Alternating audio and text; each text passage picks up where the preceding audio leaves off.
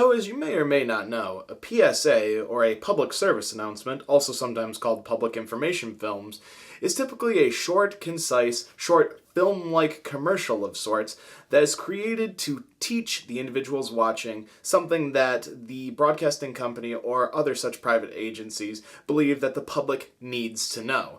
They got their infamous start out of England following the Second World War, and since then have been shown all across the world in many different countries. Most notably, the ones that are in England, Canada, and of course the States, have rather gone beyond the idea of simply communicating a lesson or information to the public, and decided that we weren't smart enough to get an idea for ourselves when we watch a video on it, but rather that we need to be shocked and scared beyond belief in order to have an idea hammered home.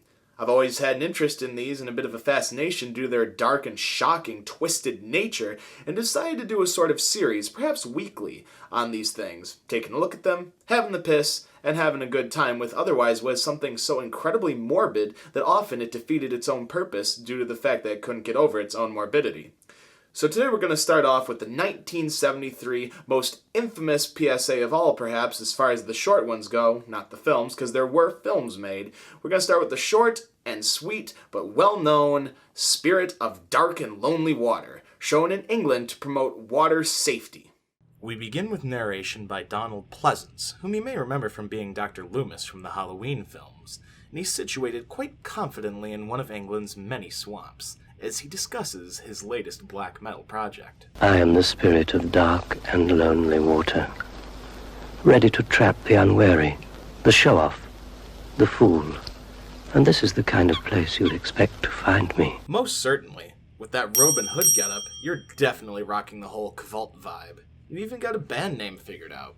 Good work, Donald. After this introduction, we cut to a group of kids, playing around in what is definitely a garbage dump of sorts.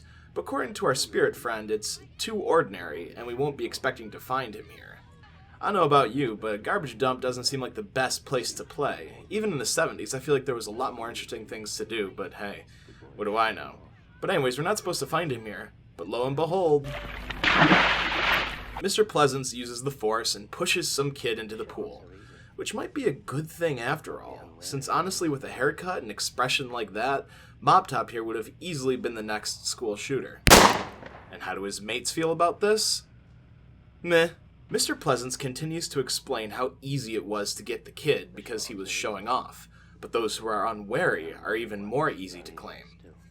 I get the whole idea of trying to express water safety and stuff here, but it seems like these kids are just dying because they touch the water and are immediately done for as a result, not because it was unexpectedly deep and dangerous or something like that.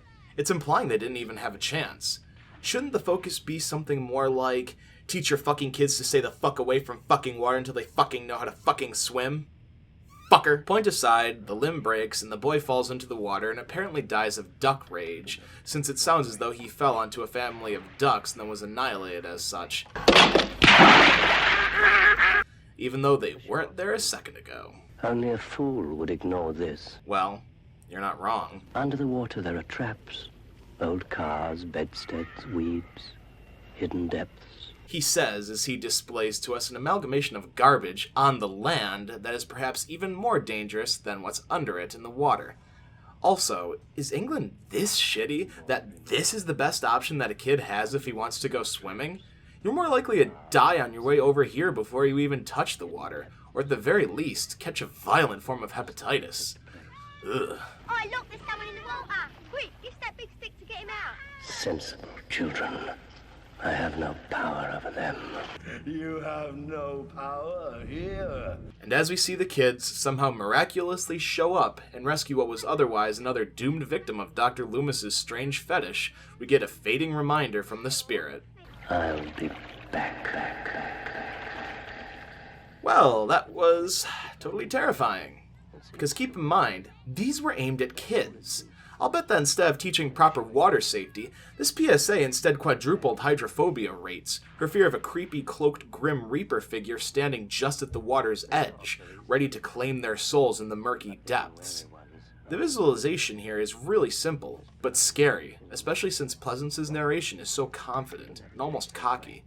It even taunts us at the end by basically saying, Yeah, I know this commercial might help for a bit, but this isn't the last you've seen of me, fuckers! Thus implying to children that death is inescapable and we are all doomed. Wholesome. Well, that was The Spirit of Dark and Lonely Water. That was my first try at this series, this episode style kind of thing. I hope you guys enjoy it. Please remember to like, comment, and subscribe, and let me know what you think, and if you'd like to see more of these, and I'll talk to you all soon. Thanks for coming out.